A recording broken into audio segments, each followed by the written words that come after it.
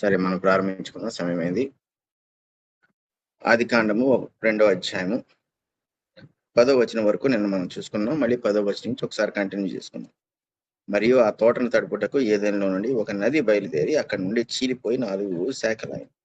So దేవుడు ఏదైనా తోటను నిర్మించాడు అనేది మనం చూసాం. అంటే భూమి అంతటిని సృష్టించి అందులో ఆయన ఉంచాల్సినవన్నిటిని ఉంచిన తర్వాత అవి చెట్లు అయితే ఏంటి, ఫలాలు అయితే ఏంటి, మొక్కలు అయితే ఏంటి, వాటన్నిటిని ఉంచిన తర్వాత దేవుడు ప్రత్యేకంగా ఏదైనా తోట నిర్మించి అందులో మరి మానవుడికి ఏదైతే రమ్యంగా ఉంటుందో, ఆహారంలోకి మంచిదో అవన్నీ కూడా ఆ తోటలో ఉంచాడు. అయితే ఆ తోటకు మరి నీరు కావాలి కాబట్టి ఒక నదిని పుట్టించాడు. ఆ నది అందులో నుంచి ప్రవహించి, అంటే ఆ రోజులు ఇంకా వర్షం అనేది లేదు, వర్షం అనేది దేవుడు ఇంకా కురిపించలేదు. సో ఈ నది ప్రవహించి ఆ తోట అంతటికి కూడా నీరుని అది సరఫరా చేస్తుండేది. అది చీలిపోయి అక్కడ నుండి 4 శాఖలు, అంటే భూమి మీద నలుదిక్కులకు ప్రవహించేటట్లుగా ఆ నదిని దేవుడు ఏర్పాటు చేశాడు. జ్ఞాపకం ఉంచుకోండి, ఇదంతా కూడా ఈ నోహు కాలంలో ఏ ప్రవాహం అయితే వచ్చిందో ఆ ప్రవాహం వచ్చిన తర్వాత మార్పులు జరిగిపోయినాయి. వాళ్ళని మార్పులు అంటే ఇప్పుడు దేవుడు ఎలాగైతే మానవుని యొక్క పరిశుద్ధతను ఉద్దేశించి సృష్టించాడో, ఇదంతా కూడా ఏదైనా తోట అయినది ఇవన్నీ కూడా అదే క్రమంలో ఇప్పుడు మనకు కనబడవు అవేమి కూడా. ఏదైనా తోట కూడా భూమి మీద దేవుడు దాన్ని ఎక్కడ నియమించాడు అన్నది మనం, అంటే ఎక్కడ దాన్ని ఏర్పాటు చేసాడన్నది కూడా ఖచ్చితంగా ఈరోజు చెప్పలేం. ఏదైనా దాని అవసరత వేరు, దేవుడు దాన్ని ఎందుకు సృష్టించాడు అన్న దానికి కారణం వేరు. అప్పుడంతా కూడా పరిశుద్ధతను బట్టి మానవుడు దేవునికి నమ్మకస్తుడిగా, అంటే దేవుని పక్షంగా ఉండేవాడిగా ఉన్నాడు కాబట్టి ఆ ఉద్దేశంతో అదంతా కూడా చేయబడింది. సో అందుకే ఇందులో ఈ 4 నదుల పేర్లు చెప్తాడు. ఇక్కడ 4 నదుల పేర్లు, 2 నదులు అసలు ఎక్కడున్నాయి కూడా ఇప్పటికీ తెలియదు. 2 నదుల పేర్ల మటుకు మనం ఎప్పటికీ వింటూ ఉంటాం. ఈ మార్పులన్నీ కూడా ఉద్దేశపూర్వకంగానే దేవుడు చేశాడు. ఎందుకంటే మనం అలా చదువుకుంటూ పెడితే మొదటి దాని పేరు పీషోను అన్నాడు. అది హవీలా దేశం అంతటి చుట్టూ పారుచున్నది, అక్కడ బంగారం ఉన్నది.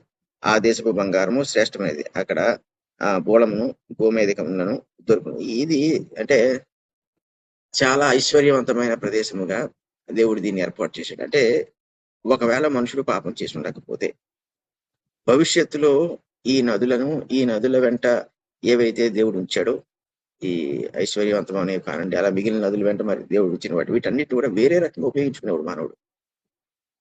ఇప్పుడు ఉపయోగిస్తున్నట్టుగా ఉపయోగించడు.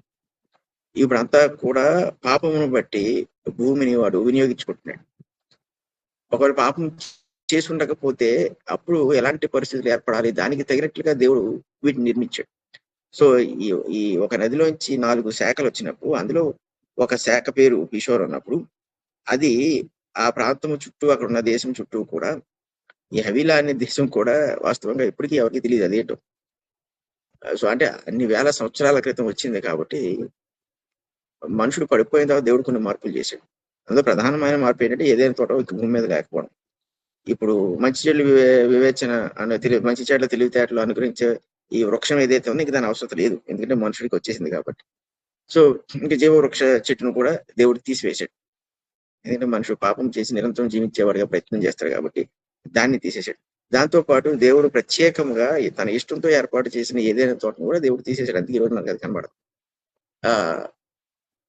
ఈ నదులకు కూడా దేవుడు ఆ రోజు ఇచ్చినంత ప్రాధాన్యత ఈ రోజు ఇవ్వలేదు.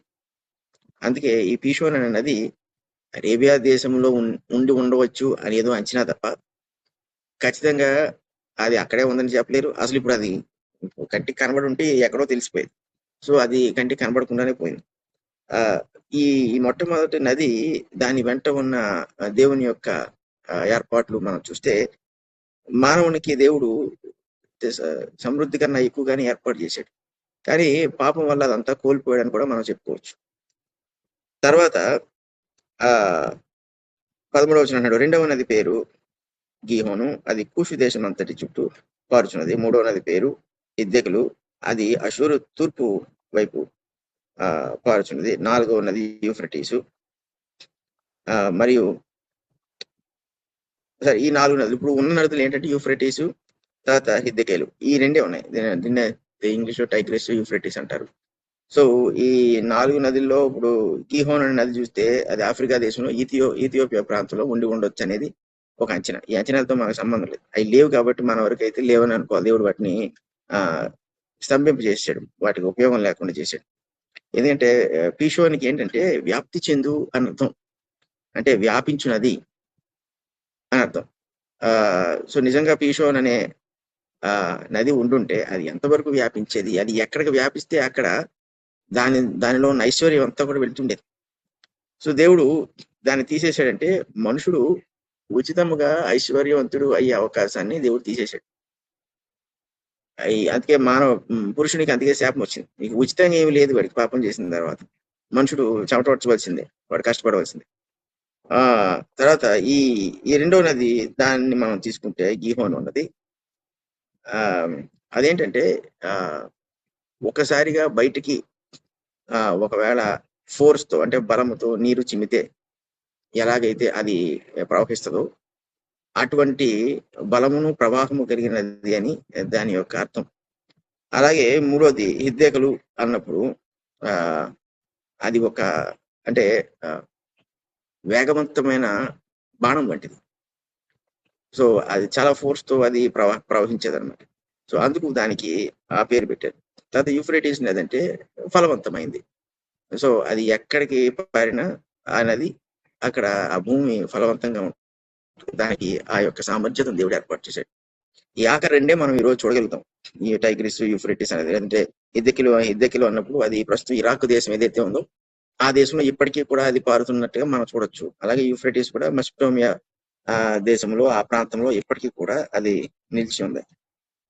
సో ఈ 4 నదులు 4 దిక్కులకు దేవుడు పెట్టాడు. ఇది బహుశా భూగోళం అంతా కూడా వ్యాప్తి చెందేటట్లుగా దేవుడు చేశాడు. ఏదేమైనప్పటికీ ఏదైనా తోటలో దేవుడు నదిని నిర్మించి మనుషునికి కష్టం లేకుండా చేశాడు. ఎందుకంటే ఆ నది వల్ల అక్కడ దేవుడు ఏ వృక్షములు అయితే ఏర్పాటు చేశాడో వాటన్నిటికీ కూడా నీరు సరఫరా అవడం, ఆదాముకి నిజంగా ఒక రకంగా చెప్పాలంటే తంతే బూర్లు ఒట్లో పడినట్టు అయింది. ఎందుకంటే ఏ కష్టము ఏ శ్రమ లేదు. దేవుడు అతన్ని తన సంతోషం కోసం సృష్టించుకున్నాడు కాబట్టి పరిపూర్ణమైన సంతోషాన్ని ఆదాముకి దేవుడు ఏర్పాటు చేశాడు. సో ఈ 4 నదులు 4 దిక్కులకు వెళ్ళినప్పుడు ఈ 4 నదులు కూడా అంటే సూచనప్రాయంగా చూసుకుంటే భూగోళానికి జీవాన్ని ఇచ్చే నదులుగా దేవుడు ఏర్పాటు చేశాడు వీటిని. అంతవరకు ఇక్కడ మనకి దేవుడు ఏదైనా తోట అందులో వచ్చిన నదుల గురించి మనం చూసుకోవడం జరిగింది. సో ఇప్పుడు 14వ వచనానికి 15వ వచనానికి వచ్చేటప్పటికి, మరియు దేవుడైన యెహోవా నరుని తీసుకొని ఏదైనా తోటను సేద్యపరచుటకు దాన్ని కాచుకుని దానిలో ఉంచిన. సో నరునికి సింపుల్ గా చెప్పాడు పని. ఇప్పుడు ఈ పనికి శాపం పొందిన పనికి ఎంత డిఫరెన్స్ ఉందో ఆలోచించి, ఇప్పుడు ఇక్కడ ఏం చేశాడు, ఏదైనా తోటలో దాన్ని సేద్యపరచుటకే, దాన్ని ఇంకేం చేయాలి, కాచుటకు, అంతే. ఒక చాలా సింపుల్ వర్క్ అనమాట అది. తను తన అనుదిన క్రియల్లో కార్యంలో అది చేసుకుంటూ దాని విషయంలో తను ఆనందించేటట్టు దేవుడు ఆదాముకి ఆ పనిని అప్పగించాడు. సో ఆదాము ఆ పని చేస్తూనే ఉన్నాడు. అయితే తర్వాత మరియు దేవుడైన యెహోవా, ఈ తోటలో ఉన్న ప్రతి వృక్ష ఫలమును నీవు నిరభ్యంతరముగా తినవచ్చు, అయితే మంచి చెట్లు తెలివినిచ్చు వృక్ష ఫలమును తినకూడదు. నీవు వాటిని తినుదినమున నిశ్చయముగా చచ్చెదవని నరునికి ఆజ్ఞాపించును. ఇప్పుడు ఈ 17వ వచనమే మొత్తం ఈ రోజున్న ఈ పరిస్థితికి కారణం. దేవుడు చాలా స్పష్టంగా ఆజ్ఞాపించాడు. ఇప్పుడు నిన్న మనం క్లాస్లో మనం చెప్పుకున్నాం ఎందుకు ఈ 2 వృక్షాలను దేవుడు పెట్టాడు. ఇప్పుడు మంచి చెడు తెలివితేటలను దయచేసే వృక్షము జీవవృక్షము, ఈ రెండింటిని దేవుడు ఏర్పాటు చేసి నరునికి దేవుణ్ణి తన స్వేచ్ఛతో సేవించుటకు, ప్రేమించుటకు, దేవునికి విధేయుడిగా ఉండటకు దేవుడు అవకాశం ఇచ్చాడు. దేవుడు స్వేచ్ఛాపూర్ణుడు. ఇప్పుడు ఆయనకి ఎంత స్వేచ్ఛ ఉందంటే పాపము చెయ్యకూడదు అన్నంత స్వేచ్ఛ ఉంది, నీతిని పరిశుద్ధతను జరిగించడానికి అంతే స్వేచ్ఛ. కానీ దేవుడు ఎప్పుడు పరిశుద్ధతని ఎంచుకున్నాడు, పరిశుద్ధతలోనే ఉండడానికి పరిశుద్ధుడు కాబట్టి. సో మానవుడికి కూడా దేవుడు అదే పరిస్థితిని కల్పించాడు. ఏంటంటే వాడిని పరిశుద్ధునిగా చేశాడు, వాడి పరిశుద్ధతలో నిలిచే సామర్థ్యతను పట్టించాడు. ఇప్పుడు పరిశుద్ధతలో నేను ఉండొచ్చా లేదా అనే వివేకమును కూడా మానవుడికి ఇచ్చాడు. ఇది తన స్వరూపం తన పోలికను చెప్పు చేసుకున్నట్టు. కాబట్టి మానవుడికి 100% చాయిస్ అనేది ఉంది. అంటే తాను ఏదైనా ఎంచుకోవచ్చు. ఇప్పుడు దేవుడు ఈ ఈ మంచి చెడు తెలివితేటలు ఇచ్చు వృక్షమును అక్కడ పెట్టి అది చెప్పకపోతే మోసం అయ్యింది. కానీ అది చెప్పేడు అంటే అర్థం ఏంటంటే ఆదాముకి దేవుడు అవకాశాన్ని ఇచ్చాడు. అంటే ఎన్నిక చేసుకునే అవకాశాన్ని ఇచ్చాడు. సో ఇది ఉంది అనే సంగతి ఆదాముకి తెలుసు, దేవుడికి తెలుసు. ఇప్పుడు ఆ చెట్టు ఫలమును తినకూడదు అనే సంగతి దేవుడే ఆజ్ఞాపించాడు, ఆదాముకు కూడా తెలుసు. ఇప్పుడు ఆదాముకి ఇది పరీక్ష అంటే ఒక రకంగా పరీక్షగా తీసుకోవచ్చు. ఎప్పుడు ఒకవేళ శోధింపబడితే ఆ వృక్షం విషయంలో ఆదాము శోధింపబడి ఉంటే ఆదాముకి అది పరీక్ష అయ్యేది. కానీ శోధింపబడకపోతే అది పరీక్ష కాదు. ఆదాము శోధింపబడ్డా దాని విషయంలో అంటే పరిశుద్ధ గ్రంథంలో ఎక్కడ చెప్పబడలేదు ఆదాము శోధింపబడ్డాడు. ఇక్కడే కాదు, మీరు పౌలు తిమోతికి రాసినప్పుడు కూడా అవ్వం ముందు మోసపోయింది కానీ ఆదాము కాదంటాడు. సో ఆదాము అసలు శోధింపబడలేదు. శోధింపబడకపోవడానికి కారణం ఉందా అంటే ఉండే ఉంటది. ఎందుకంటే ఇప్పుడు హవ్వ దగ్గరికి వస్తే విజయం పొందగలను అని అపవాది ఎందుకు అనుకున్నాడు? ఏ కారణమైతే అపవాది అక్కడ వాడి మనసులో కలిగి ఉన్నాడు, అదే కారణంతో ఆదాము దగ్గరికి వెళ్తే పని జరగదని వాడికి తెలిసింది. ఆ కారణం ఏదైనా అవ్వచ్చు. ఇప్పుడు ఆ కారణం చెప్తే ఓ ఈ కారణమా ఇంకేది లేదా అని అనుకోవచ్చు. కానీ అపవాది యొక్క మనసులో నేను అవ్వని ఒప్పించగలను అని అనుకుని వాడు వెళ్ళాడు. అదే కారణంతో ఆదాము దగ్గరికి వచ్చాడా? సాతాను అంటే వాడు రాలేదు. ఎందుకు రాలేదు అంటే బహుశా కారణము ఆదాము యొక్క వ్యక్తిత్వం అయి ఉండొచ్చు, ఆదాము యొక్క ప్రవర్తన అయి ఉండొచ్చు, ఆదాము దృష్టి దేవుని మీద ఉండటం అయి ఉండొచ్చు, ఏదైనా అయి ఉండొచ్చు. కానీ అపవాది ఆదామును శోధించలేదని మీరు ఎలా చెప్తారని ఎవరన్నా అంటే అనొచ్చు. అవ్వను శోధించాడు కాబట్టి, అవ్వను శోధించి గెలిచాడు. అపవాది ఏమి తెలివిలేనుడు కాదు, అలా దిప్తిపడు ఇంకొకరు లేడు. ఇప్పుడు మీ ఇంట్లో దొంగ పడాలనుకున్నాడు అనుకోండి, మీ ఇంట్లో వాళ్ళు ఎవరికైనా ఈ రోజు రాత్రి మీ ఇంటికి వస్తాను నేను పలానా దొంగిలిస్తానని చెప్పాడు అనుకోండి, వాడు మిగిలిన వాళ్ళకి చెప్పడా రాత్రి వీడు వస్తారన్నాడు కాబట్టి అందరం మనం మెలకుగా ఉన్నాం, నాకు చెప్పాడు అది ఖచ్చితంగా చెప్తాం. అలాగే అపవాది ఆదాము దగ్గరికి వెళ్ళి వాడు గెలవలేకపోయాడు అనుకోండి, ఇప్పుడు నెక్స్ట్ అవ్వక ఆదాము ఏం చెప్తాడు? ఈ సాతాన్ అనేవాడు ఉన్నాడు, తోటలో తిరుగుతున్నాడు, ఆ చెట్టు పండు తినేట్టే నేను చేస్తాడు కాబట్టి ఆ చెట్టు పండు తినమని ఎవడైతే చెప్తాడో మాట నువ్వు నమ్మకం చెప్తాడు ఆదాం. సో ఆదాం దగ్గరికి రాలేదు. అదే కారణం ఏంటి అంటే ఇక్కడ వాస్తవంగా డైరెక్ట్ గా మాట్లాడాలి అంటే మోసపోయే అంతటి మనసు ఆదాం దగ్గర లేదు. ఇది అపవాది కనిపెట్టాడు. సో వాడికి ఆదాము ఒంటరిగా ఏదైనా తోటలో ఉన్నంత వరకు అది ఎంతకాలం, అది ఒక రోజా 2 రోజుల నరుని దేవుడు 6వ రోజు సృష్టించాడు అంతే. ఆ తర్వాత బహుశా అదే రోజు అయి ఉండొచ్చు, 2-3 రోజుల తర్వాత ఉండొచ్చు, ఏదో ఇవ్వండి, బహుశా అదే రోజు అయి ఉండొచ్చు. అతను కూడా సృష్టించాడు. ఎంత గ్యాప్, టైం గ్యాప్ ఉన్నది అన్నది మనకు తెలియదు.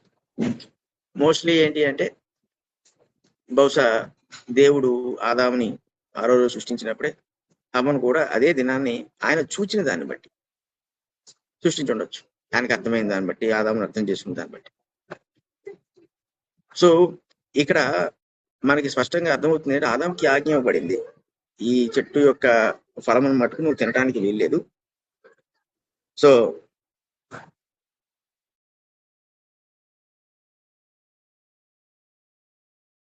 అందుకే మనము ఈ 16-17 వచనాలు చూస్తాం. మరియు దేవుడైన యెహోవా ఈ తోటలో ఉన్న ప్రతి వృక్ష ఫలమును నీవు నిరభ్యంతరంగా తినవచ్చు.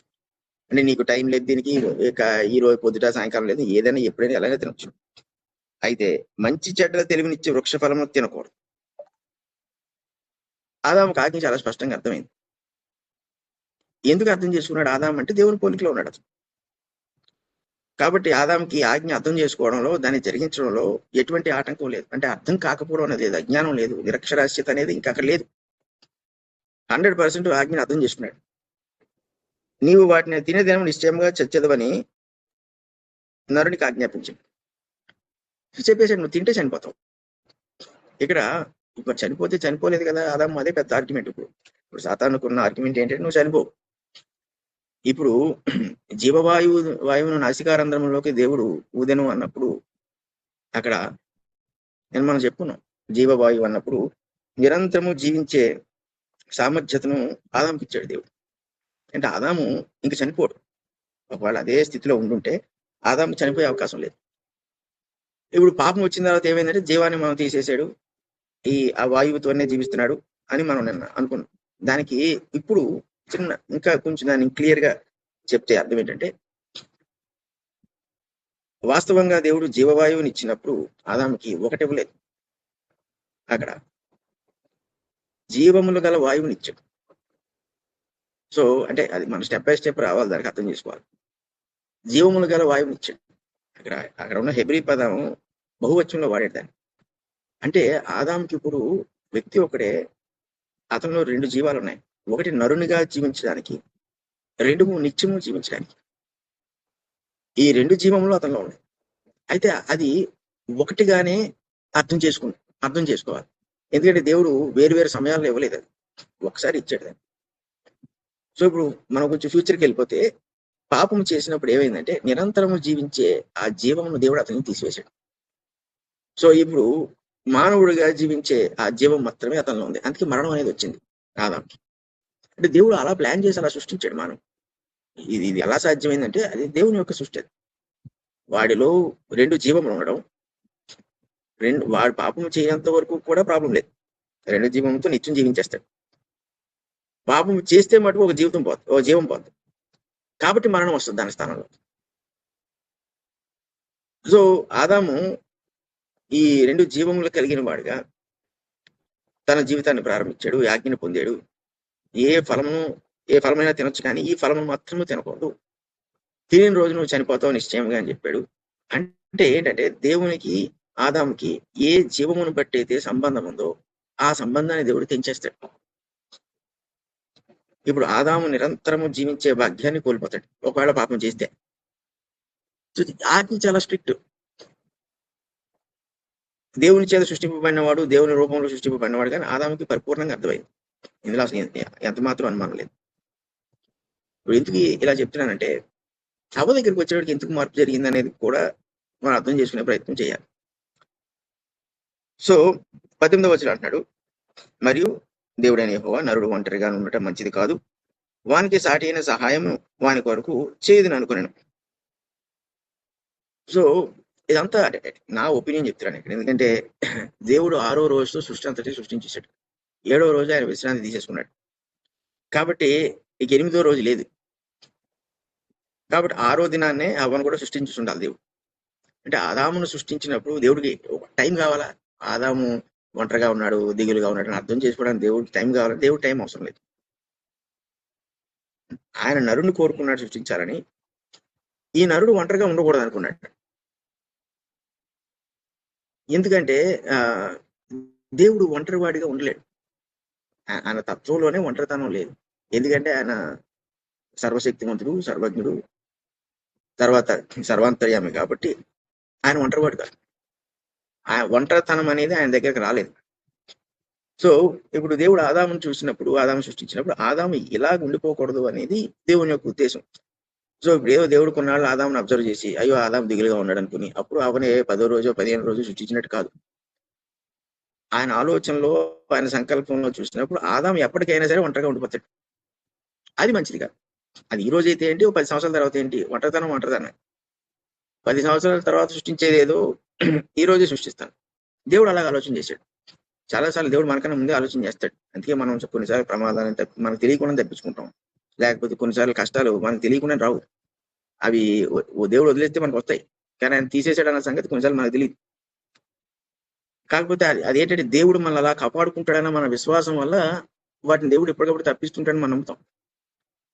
అలాగే ఆదాము విషయంలో కూడా దేవుడు భవిష్యత్తును చూసినప్పుడు, భవిష్యత్తులో ఇలా ఉంటాడు ఆదాం అనుకున్నప్పుడు, అప్పుడు ఆయన చేసే కన్నా ఆ భవిష్యత్తు ఇప్పుడే అనుకున్నప్పుడు దేవుడు ఇప్పుడే చేసేయగలుగుతాడు. ఆ రకంగా ఏం చేశాడంటే దేవుడు ఇక్కడ నరుడు ఒంటరిగా ఉండడం మంచిది కాదు. ఆలోచన ఏంటి, ఇలా ఎంతకాలం ఉంటాడు, మంచిది కాదు. అందుకే ఏమన్నాడు, నరుడు ఒంటరిగా ఉండడం మంచిది కాదు కాబట్టి వానికి సాటి అయిన సహాయం వాని కొరకు చేయదుని అనుకున్నాడు. ఇప్పుడు నెక్స్ట్ పాయింట్ ఏంటి, సాటి అయిన సహాయం. ఇంగ్లీష్లో సూటబుల్ హెల్ప్ అంటాడు. అంటే సరి అయిన సహాయం అని అర్థం. అంటే అంతకు మించిన సహాయము నరుడికి ఇంకొకరు ఉండరు ఈ భూమి మీద. సో దేవుడు ఎటువంటి సహాయాన్ని ఆదాముకి ఏర్పాటు చేశాడంటే, ఆదాము ఇంకొక వైపు చూడడం అవసరం లేదు. ఒక ఆదాముకి సహాయం అవసరం అయితే ఏ రీతిగా అవసరం అయి ఉంటుంది మరి అది ఈ రోజుల్లో మనకు అర్థమవుతుంటది. ఒక పురుషుడికైనా స్త్రీకైనా, స్త్రీకి తన సహాయం ఎంతవరకు ఉంటది కుటుంబంలో, అలాగే పురుషుడికి కూడా భార్య ఎంతవరకు సహాయపడుతూ ఉంటది అనేది అనుభవపూర్వకంగా అర్థమవుతుంది. దేవుడు స్త్రీని సృజించినప్పుడు ఆదాము కొరకు సృజించాడు. అందుకే సాటి అయిన సహాయం అన్నాడు. అంటే సరిపడిన సహాయం, సరి అయిన సహాయం. ఇందులో హెచ్చు తగ్గులు ఉన్నాయా? ఇవన్నీ ఇక్కడ మాట్లాడలే. కానీ పురుషుడు ముందు వచ్చాడు, స్త్రీ వెనకాల వచ్చాడు అనేది ఇప్పుడు ఉంది. ముందు వచ్చిన వాడే. అది తర్వాత మన కృత నిబంధనలో కూడా చూస్తాం ఆ సంగతి. స్త్రీకి శిరస్సు పురుషుడు అని అంటూ ఉంటాడు. సో ఈ సాటి అయిన సహాయము అని ఎప్పుడైతే అన్నాడో, హవ్వ ఏది చెప్తే అది వింటాడు ఆదాము.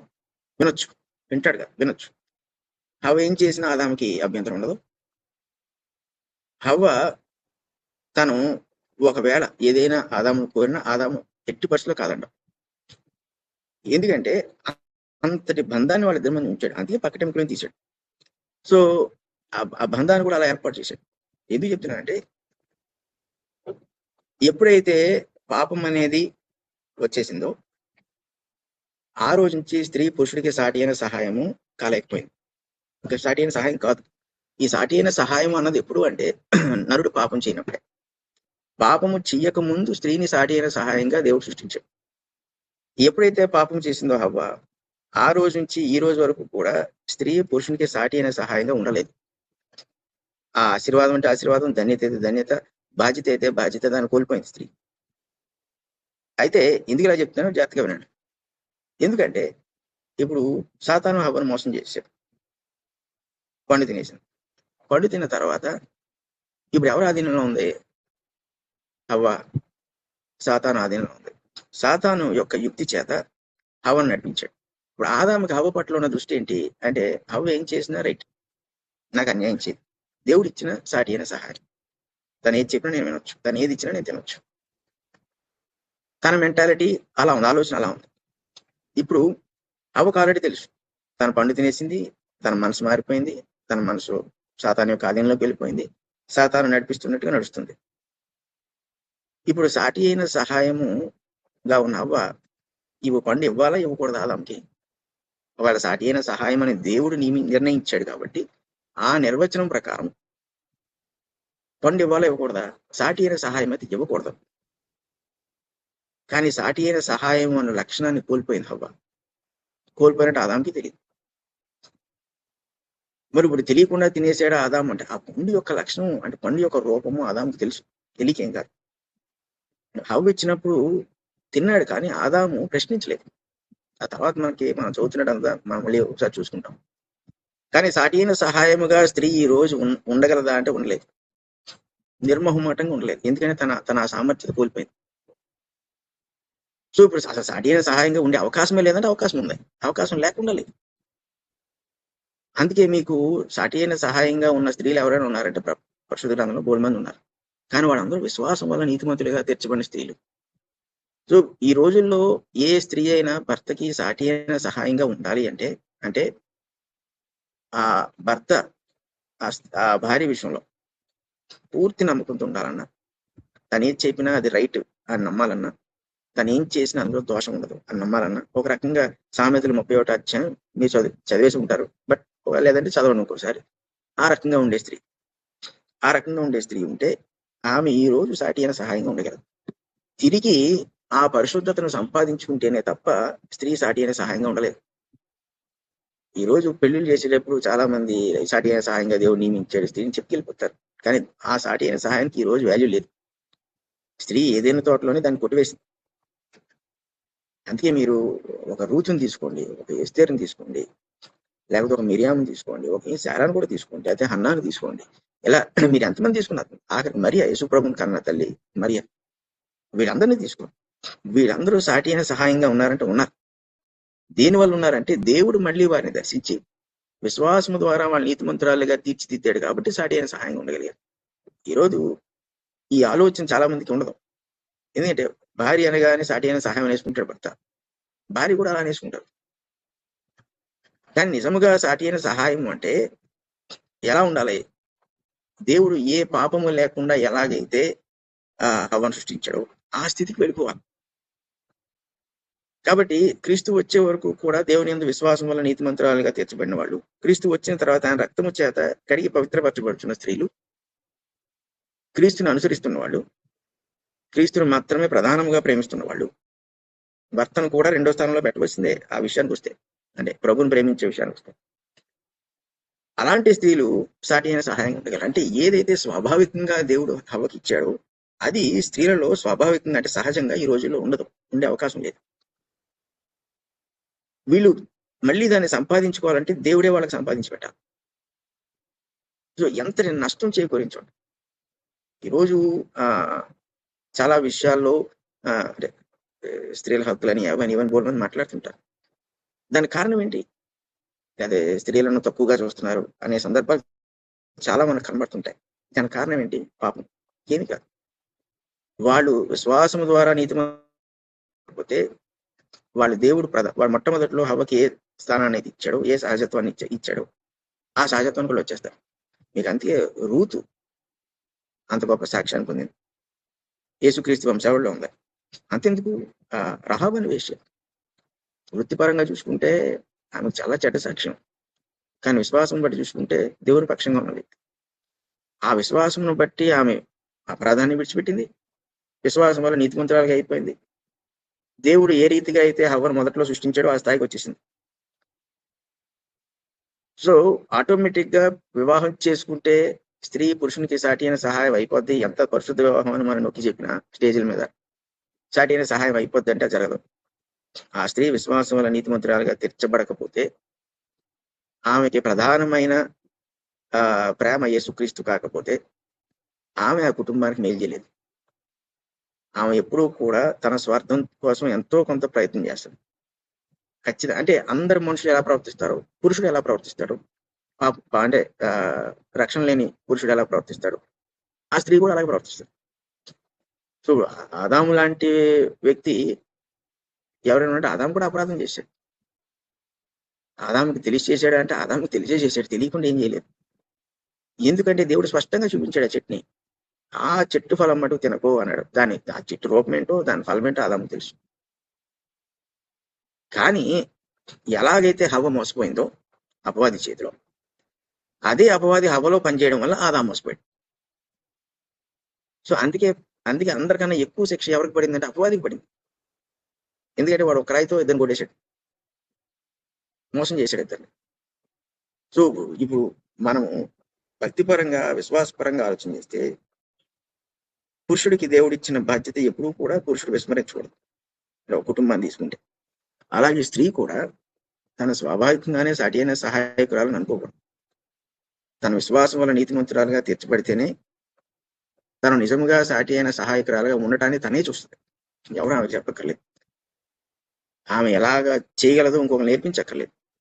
దేవుడు ఏ పరిశుద్ధమైన రూపాన్ని ఆమెకి మొదట్లో ఇచ్చాడో, దేవుడు తన రక్తము చేత ఆమె నీతిమంతురాలుగా చేసినప్పుడు అదే రూపాన్ని తీసుకొచ్చి మళ్ళీ ఆమెకి ఇచ్చేస్తాడు. సో ఆ రోజు నుంచి ఆ స్త్రీ ఏదైనా తోటలో పాపము చేయకముందు హవ్వ ఎటువంటి మనస్సాక్షిని కలిగి ఉందో ఆ మనస్సాక్షిని కలిగి ఉంటుంది. ఇవి 19వ వచనంకి వస్తే, దేవుడైన యెహోవా ప్రతి భూజంతువును ప్రతి ఆకాశ పక్షిని నేల నుండి నిర్మించి ఆదాము వాటికి ఏ పేరు పెట్టినో చూచుటకు అతని యొద్దకు వాటిని పేరు పెట్టినో ఆ పేరు దానికి కలిగిన మనకు తెలియదు. అక్కడ ఆదాము దేవుడు భాష కూడా నియమించాడు. ఆ భాష చూడండి, ఆదాముకి ఎంత ఆధిక్యతను ఇచ్చాడు చూడండి. ఈ ఆధిక్యతను కోల్పోయాడు ఆదాము తర్వాత. అంటే దేవుడు ఇచ్చే ఆధిక్యతలు మర్చిపోవడానికి క్షణపాటు చాలు. ఎందుకు అంటే ఈ శోధన అనేది, మోసం అనేది అంత బలమైంది. అది అందుకే చాలాసార్లు మా క్రొత్త నిబంధనలో కూడా చూస్తాం, మెలకువగా ఉండి అనే మాట చాలాసార్లు కనబడుతుంటాం. ఎందుకు మెలకువగా ఉండి అంటాడు? నిలబడిన వాడు పడిపోకుండా చూసుకోవాలని అంటాడు. ఇవన్నీ ఎందుకంటే దేవుడు ఇస్తున్నవన్నిటినీ కూడా మర్చిపోవడం అనేది, మర్చిపోయి ప్రవర్తించడం అనేది మీకు ఒక దినం కూడా అవసరం లేదు, ఒక క్షణం చాలు. ఆ క్షణం కొరకు అపవాది కనిపెడతాడు. ఆ క్షణం మనం వాడికి ఇవ్వకూడదు. ఇక్కడే జీవితంలో ఉన్న పోరాటం అంతా ఉంటుంది. మనం నిలబడాలి అని మనం ప్రయత్నం చేస్తుంటే, మనం పడిపోవాలని వాడు ప్రయత్నం చేస్తుంటాడు. సో ఈ పోరాటంలో ఆ క్షణం వాడికి ఇవ్వకూడదు. ఇప్పుడు ఆదాముకి ఇక్కడ జీవము గల ప్రతి దానికి కూడా, ప్రతి భూజంతువు, ప్రతి ఆకాశ పక్షి నేలను నిర్మించిన తర్వాత ఆదాము ఏ పేరు పెడితే ఆ పేరుకి దేవుడు ఓకే చేశాడు. ఆదాముకి ఎంత స్వేచ్ఛనిచ్చాడు. దేవుడు సృష్టించిన దాని మీద ఆదాముకి అధికారం ఇచ్చాడు. నీ నీ ఇంటిని నువ్వు కష్టపడి కట్టుకున్నావు, నాకు అధికారం ఇస్తావా? కానీ దేవుడు తాను సృష్టించిన సృష్టి మీద ఆదాముకి అధికారం ఇచ్చాడు. ఎందుకు ఇచ్చాడు అధికారం అంటే, పోలిక ఒకటే, స్వరూపం ఒకటే. అంటే దేవుడు ఎలాగైతే పాపము చేయలేడో, కీడు చేయలేడో, ఆదాము కూడా అదే స్థితిలో ఉన్నాడు. కాబట్టి ఇప్పుడు ఆదాము ఏది పలికితే అది దేవుడికి ఆటోమేటిక్ గా ఇష్టమైపోతుంది. అంటే దేవుడు మనసులో ఉన్నట్టే అది. అంతటి స్వేచ్ఛ ఇచ్చాడు. ఇప్పుడు మళ్ళీ అంతటి స్వేచ్ఛను భూమి మీద ఎవరికైనా ఇచ్చాడా అంటే, ఆ తర్వాత మనం ఒక మోషేలో చూస్తాం, ఒక సమయంలో చూస్తాం, ఒక దావీదులో చూస్తాం, అంతెందుకు ఆఖరికి ఒక పౌలులో చూస్తాం. పౌలు పేతురు అంటే యోహాను వీళ్ళు ఉన్నారు అందులో. అంటే పౌలు చాలా స్పష్టంగా కనబడతాడు, ఎందుకంటే 13 రాశాడు కాబట్టి పత్రికలు కొంచెం తన భావాలు విస్తారంగా కనబడతాయి. మిగిలిన వాళ్ళు 1-2 అలా రాసుకొచ్చారు కాబట్టి మళ్ళీ అలా చూస్తాం. అంటే ఆయన మనసుతో మనము ఏకమైపోయినప్పుడు అటువంటి ఆలోచనలు మనకు కలుగుతున్నట్టు దేవునికి అవి ఆమోదయోగ్యంగా ఉంటాయి. ఇప్పుడు ఆదాముకి ఇక్కడ పాపంతో నిమిత్తం లేదు. ఇప్పుడు పౌలు అంటే పరిశుద్ధపరచబడాల్సి వచ్చింది. ఆదాముకి ఆ ప్రాబ్లం లేదు. ఆదాము సృష్టింపబడినప్పుడే పరిశుద్ధుడిగా సృష్టింపబడ్డాడు. సో ఇప్పుడు దేవుడు ఎలా ఆలోచన చేస్తాడో అలా ఆలోచన చేస్తాడు ఆదాం. దేవుడికి కూడా ఆదాముకి ఆ శక్తిని ఇచ్చేసాడు. సో ఇప్పుడు ఏ పేరు పెట్టినా దేవుడికి ఓకే అయిందండి. ఈ రోజు మనం ఏం చేసినా దేవుడు ఓకే చేస్తాడా? చేయడు. ఆయన ఇష్టానుసారం అయిందైతేనే ఓకే చేస్తాడు. ఆయనకి ఇష్టమైన మనం చేయొచ్చు అంటే చేయొచ్చు. కానీ ఆదాం ఆ స్థితిలో లేడు. దేవుడికి అయిష్టమైంది చేసే స్థితిలో ఆదాం లేడు. ఈ రోజు మనం దేవుడికి క్రైస్తవులైనా దేవుడికి అయిష్టమైంది చేసే స్థితి మనకు ఉన్నట్టు ఉంది. మనం చేయొచ్చు అంటే చేయొచ్చు. ఇది దౌర్భాగ్య స్థితి ఇది. ఎందుకంటే ఇంత దేవుడు తెలిసిన తర్వాత కూడా నేను పాపం చేయగలను, చేయాలనుకుంటే చేసేయచ్చు. కానీ అక్కడ ఆదాము ఎంత పాపం చేద్దాం అనుకున్నా కూడా అతనికి ఆ స్థితి లేదు. కావాలంటే తెచ్చుకోవచ్చు వెళ్ళి చెట్టు దగ్గరికి వెళ్ళి, అక్కడ చెట్టు పెట్టాడు అందుకే కదా ఆదాం వెళ్ళలేదు. సో తన విధేయతను ఆదాం అలా చూపించుకున్నప్పుడు దేవుడు మనస్సు తనలో నిలిచి ఉండిపోయింది. కాబట్టి తను ఏ పేరు పెట్టినా కూడా అక్కడ ఏ పేరు పెట్టినో చూచుటకు అతని వద్దకు వాటిని రప్పించను. జీవము గల ప్రతిదానికి ఆదాము ఏ పేరు పెట్టినో ఆ పేరు దానికి కలిగిన, అంతే. ఇంక దేవుడు అడ్డుకోలేదు దాన్ని. ఎందుకు చెప్తున్నానంటే ఇంత నొక్కిది. అసలు ఇంతటి ఆధిక్యతను పోగొట్టుకోవాలని ఎవడనుకుంటాడు? ఇది చాలా ఆశ్చర్యం. అంటే ఒకవేళ మనమే ఆదాము అవలం అయితే మనం ఏం చేసుకోవడం నాకు తెలియదు. కానీ ఇంతటి ఆధిక్యతను దేవుడు మానవుడికి ఇచ్చాడు. మానవుడు అంటే ఆదాము రేపొద్దు పండు తినడు కాబట్టి ఇచ్చాడంటే కాదు. పండు తింటాడని తెలిసినా కూడా దేవుడు ఎంతగా నరుని ప్రేమించాడు అని చెప్పడానికి ఆయన ఎప్పుడూ కూడా ఎక్కడా కూడా ఒక లోటుని కానీ లోపాన్ని కూడా ఏర్పాటు చేయలేదు. అసలు మనం ఊహించడానికి కూడా లేదు. దేవుడు ఎంత సంపూర్ణంగా మానవుని ప్రేమించాడు. అందుకే యోహాను 3:16 అంత శ్రేష్టమైన వాక్యం. ఎందుకంటే దేవుడు లోకాన్ని ఎంతగానో ప్రేమించినట్టాడు. ఈ మానవుడికి ఇప్పుడు అర్థం కాదు.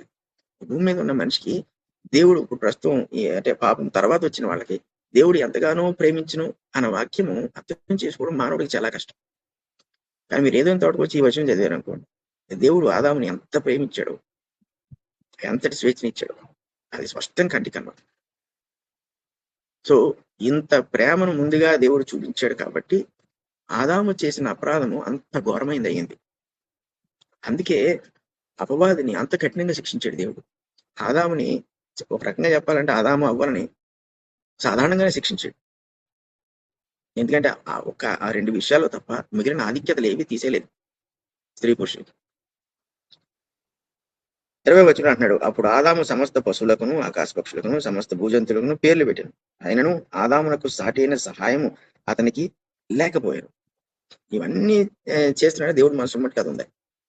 ఎందుకంటే సాటి అయిన సహాయం ఉండాలి. అంటే తనతో నిత్యము తన పక్కన ఒక వ్యక్తి అంటూ కనబడడం అనేది. అంటే దేవుడు నరుణ్ణి ఎలా రూపించాడంటే ఉద్దేశపూర్వకంగా రూపించాడు. ఎలా రూపించాడంటే బంధం కలిగి ఉండేవాడిగానే రూపించాడు. బంధం లేకుండా బతికేయగలిగిన వాడిగా రూపించలేదు. అందుకే ఒక పౌలు వంటి వాడు వివాహం చేసుకోకపోయినా ఎప్పుడు తనతో శిష్యులు ఉండేవారు. ఒక పౌలుకి ఇప్పుడు తిమోతియో, సీలో, తీతో, లేదా లోక, లేదంటే ఏదో గ్రామంలో పట్టణంలో విశ్వాసులు ఎప్పుడు ఉండేవాడు.